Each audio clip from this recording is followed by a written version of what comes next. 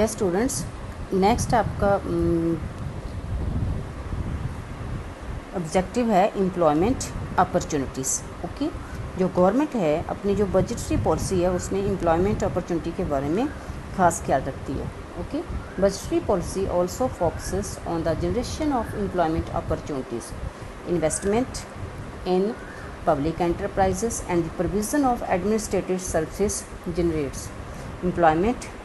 ठीक है, जैसे प्रोग्राम आपके मनरेगा टाइप है, वो गांव में जो पुअर सेक्शन है उनके लिए जॉब्स को वो क्रिएट करते हैं। ठीक है, वो किस लिए करते हैं? ताकि जो पुअर सेक्शन है उनको जॉब मिल सके। तो हम कह सकते हैं कि आपका जो बजटरी पॉलिसी है, जब भी बजट पेश करती है गवर्नमेंट तो एम्प्लॉयमेंट की ओर ज़्यादा ध्यान रखती है, ताकि जो देश के अंदर इनइक्वालिटीज़ ऑफ इनकम है उसको दूर किया जा सके।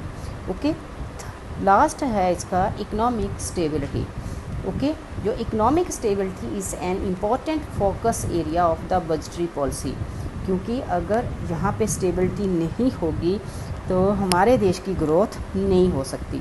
ठीक है, जो आपकी ट्रेड साइकिल है, क्योंकि मार्केट फोर्सेस की वजह से जब डिमांड एंड सप्लाई होती है जहाँ पे ट्रेड साइकिल्स आते हैं। ठीक है, 4 फेजेस आते हैं, उसको हम बिजनेस साइकिल्स भी कहते हैं। ठीक है, जैसे रिसेशन है, डिप्रेशन है, रिकवरी एंड बूम है।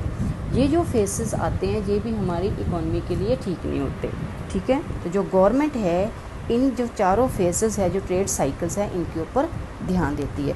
और इसके बारे में मैं आपको थोड़ा बहुत बताना चाहती हूँ। जैसे बूम वो फेस होता है बच्चे जहाँ पे प्रोस्पेरिटी होती है, जितने भी रिसोर्सेज है उनको हम अच्छे से यूज़ कर लेते हैं और जितनी भी मैक्सिमम ग्रोथ हो सकती है उतनी हो जाती है। ठीक है, वो बूम जो फेस है वो हमारी इकोनॉमी का होता है।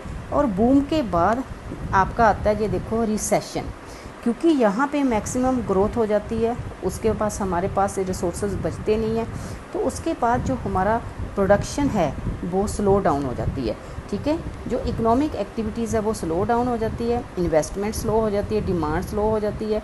ठीक है, एम्प्लॉयमेंट भी स्लो हो जाती है। मतलब बूम के बाद रिसेशन आता है और ये सब जो इकोनॉमिक एक्टिविटीज़ है वो स्लो हो जाती है। जब रिसेशन के बाद आता है डिप्रेशन, क्योंकि बच्चे जहाँ पे इन्वेस्टमेंट नहीं है, आपकी एम्प्लॉयमेंट अपॉर्चुनिटीज़ नहीं है, तो लोगों के पास पैसा नहीं आएगा। जब पैसा नहीं आएगा तो आगे इन्वेस्टमेंट नहीं होगी, तो ये यहाँ पे तो स्लो होना शुरू हुआ, डिप्रेशन में आके कम्प्लीटली स्लो डाउन हो जाता है।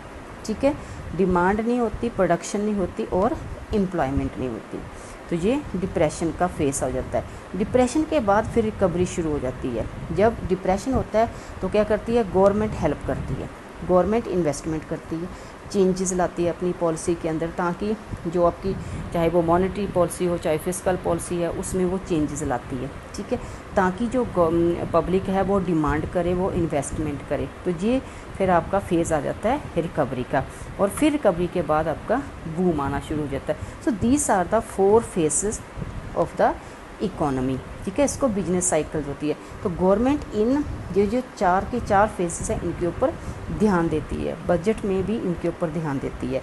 और एक और है जो गवर्नमेंट है वो डिफ्लेशन और इन्फ्लेशन भी करेक्ट करती है। इन्फ्लेशन वो सिचुएशन होती है जब राइजिंग प्राइसेस होती है। ठीक है, तो इन्फ्लेशनरी गैप को वो दूर करती है। और डिफ्लेशन होता है जब लोग डिमांड ही नहीं करते, लोगों के पास पैसा ही नहीं है। ठीक है, तो ये दोनों जो इन्फ्लेशनरी गैप है, डिफ्लेशनरी गैप है, इन दोनों को गवर्नमेंट जो है अपनी बजट का हिस्सा बनाती है और इनको करेक्ट करती है, ताकि हमारी जो ग्रोथ है वो अच्छे से हो सके। ये जो इकोनॉमिक स्टेबिलिटी है ये आपका बहुत इम्पॉर्टेंट जो ऑब्जेक्टिव है, क्योंकि यहाँ पे आपके 7 ऑब्जेक्टिव है। तो 7 ऑब्जेक्टिव इट मीन्स कि 7 4 मार्क्स क्वेश्चन है। Okay, so you learn all each and every objective with main points, value points. Okay, I hope आपको ये सारे जो ऑब्जेक्टिव है समझ में आ गए होंगे। ओके, नेक्स्ट हम करेंगे इसके अंदर स्ट्रक्चर ऑफ द बजट। अब हमने ऑब्जेक्टिव तो पढ़ लिए, लेकिन हमारे बजट में होता क्या है, कंपोनेंट्स कौन कौन से हैं। ठीक है, तो 2 आपके कंपोनेंट्स हैं, एक है बजट रिसीट, बजट एक्सपेंडिचर। हमने स्टार्टिंग में बोला था कि हमारे इनकम कहाँ से आएगी, बजट रिसीट हो गया, और हमने ये इनकम जो आ गई उसको खर्च कहाँ करना है, वो बजट एक्सपेंडिचर हो गया। ओके, अब हम बजट, सबसे पहले हम बजट रिसीट के बारे में पढ़ेंगे। ओके, अब जब बजट रिसीट की बात करेंगे तो उसमें दो बजट रिसीट होते हैं, revenue receipt and capital receipt. Okay, आपकी बुक में जो रेवेन्यू रिसीट के बारे में पहले बताया है, फिर बाद में कैपिटल रिसीट के बारे में बताया, लेकिन मैं आपको जो साथ में बताऊंगी क्योंकि आपको इसका डिफरेंस फिर पता चलेगा। ओके, तो सबसे पहले है आपका रेवेन्यू रिसीट। फर्स्ट पॉइंट है इसका, डू नॉट क्रिएट एनी, जो आपकी रेवेन्यू रिसीट है, these receipt do not create any corresponding liability for the government. मतलब जब भी ये जो आपको रेवेन्यू रिसीट मिलती है, यहाँ पे गवर्नमेंट की कोई लाइबिलिटी नहीं है, कोई जिम्मेवारी नहीं है। ठीक है, जैसे टैक्स रिसीट है, पब्लिक टैक्स देती है, इनकम टैक्स देती है, चाहे डायरेक्ट टैक्स देती है, चाहे इनकम आपका इनडायरेक्ट टैक्स देती है, लेकिन गवर्नमेंट की कोई लाइबिलिटी नहीं है कि हाँ बदले में उसने कुछ करना है। ठीक है, तो फर्स्ट पॉइंट है, these receipt do not create any liability for the government. Second है, these receipt do not cause any reduction in assets of the government. ठीक है, मतलब जब ये रिसीट आती है तो जो गवर्नमेंट के एसेट्स है उसमें कोई रिडक्शन नहीं होती है। ठीक है, मतलब जो गवर्नमेंट के पास जितनी भी जमा पूंजी है उनमें कोई भी, क्योंकि हमने पैसा लिया और बदले में हमने उनको कुछ दिया, अगर हमने टैक्स लिया पब्लिक से तो बदले में हमने गवर्नमेंट उनको कुछ नहीं दिया, हमने कोई ऐसी लाइबिलिटी नहीं है कि हाँ मैंने इनकम टैक्स इतना दिया है तो गवर्नमेंट मुझे ये देगी। ठीक है, तो गवर्नमेंट के जो एसेट्स है वो वैसे के वैसे बने रहेंगे और गवर्नमेंट की कोई लाइबिलिटी भी नहीं है कि हाँ इस पर्सन ने इतना इनकम टैक्स दिया है, करोड़ों में दिया है, तो हम इसके लिए कुछ करेंगे, जी नहीं। तो रेवेन्यू रिसीट में दो बातें याद रखना है, do not create any liability and do not cause any reduction in the assets of the government. जब रेवेन्यू रिसीट आ रही है तो गवर्नमेंट के पास कोई भी एसेट्स की रिडक्शन नहीं होंगी, जो उनके पास धन दौलत है उसकी में कमी नहीं होगी। ओके, लेकिन जो कैपिटल रिसीट है उसके बारे में ये है कि create a liability of the government. ठीक है, अब यहाँ पे है जो कैपिटल रिसीट है, these receipt create a liability of the government. ठीक है, यहाँ पे देखो लाइबिलिटी नहीं है, लेकिन जहाँ पे लाइबिलिटी है, क्योंकि जब हम लोन लेते हैं, ठीक है, जब हमने किसी से लोन लिया, चाहे हमने वर्ल्ड बैंक से लिया, चाहे आरबीआई से लिया, किसी से भी लोन लिया, वो हमारे पास पैसा तो आया, रिसीट तो आया, लेकिन वो लाइबिलिटी हमारी जिम्मेवारी है कि हमने उसको वापस भी करना है। ओके, सेकंड है cause reduction in assets of the government.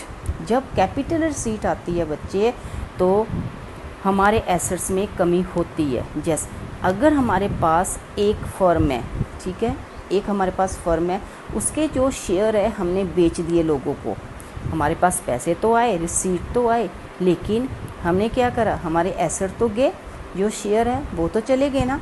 तो जो कैपिटल रिसीट है बच्चे उसमें लाइबिलिटी भी है गवर्नमेंट की, और जो हमारे एसेट्स हैं वो उनकी भी रिडक्शन होती है। ठीक है, जो गवर्नमेंट क्या करती है, अपने शेयर, अपनी जो फैक्ट्री बनाती है, अपना कोई भी फर्म लगाती है, कोई भी है, उसके अंदर जब शेयर वो लोगों को देती है तो शेयर लोगों को हिस्सेदारी बनाती है, तो गवर्नमेंट के जो एसेट्स है उसमें कमी आ जाती है। ठीक है, तो क्या हुआ आपका, इनका डिफरेंस क्या है, ज़्यादा करके जो डिफरेंस में आ जाता है, do not create any liability, it creates liability of the government.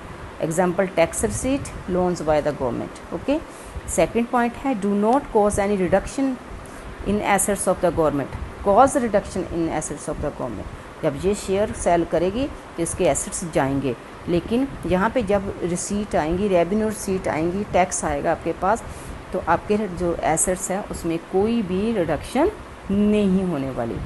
Okay, अब इसकी एग्जांपल्स क्या है, इसके कंपोनेंट्स कौन कौन से हैं, इसके रेवेन्यू रिसीट, और उसके रेवेन्यू रिसीट के है tax receipt and non tax receipt. Okay, और कैपिटल रिसीट में क्या है, रिकवरी ऑफ लोन्स, जब हमें लोन्स मिलता है हमारे पास पैसा आता है।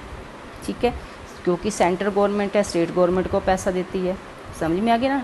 जब स्टेट गवर्नमेंट को पैसा देती है तो बदले में फिर वो रिकवरी होती है। ठीक है, तब हमें कैपिटल रिसीट होती है, मिलती है। आगे है बोरिंग एंड अदर लाइबिलिटीज़। और गवर्नमेंट क्या करती है, बोरो करती है पैसे, कहाँ से, जनरल पब्लिक से कर लेती है, रिजर्व बैंक ऑफ इंडिया से कर सकती है, रेस्ट ऑफ द वर्ल्ड कर लेती है। जब वो लैंडिंग कर रही है, ठीक है, जब वो उधार ले रही है तो एसेट बनते हैं, लेकिन जो उधार लिया, जो बोरिंग लिया है, वो उसकी लाइबिलिटी भी है। तो इस प्रकार बोरिंग एंड अदर लाइबिलिटीज़ भी आपकी कैपिटल रिसीट के कंपोनेंट है। अदर है अदर रिसीट। अदर रिसीट में बच्चे डिसइन्वेस्टमेंट आ जाता है। ये एक 1 मार्क्स का क्वेश्चन भी आ जाता है कि डिसइन्वेस्टमेंट होता क्या है। Disinvestment occurs when the government sells off its share of public sector enterprises to private sector. मान लो ये पब्लिक एंटरप्राइजेज है, एक गवर्नमेंट की एक फैक्ट्री है, ठीक है, ये काम नहीं अच्छे से कर रही, तो गवर्नमेंट क्या करेगी, एक प्राइवेट जो प्रोड्यूसर है, जो इन्वेस्टर है, उसको वो बेच देगी। बच्चे जब वो बेच देगी, गवर्नमेंट के पास पैसा ज़रूर आएगा, लेकिन उसके एसेट्स में भी कमी होगी। समझ में आ गया ना। इसको बोलते हैं डिसइन्वेस्टमेंट, कि जब पब्लिक एंटरप्राइजेस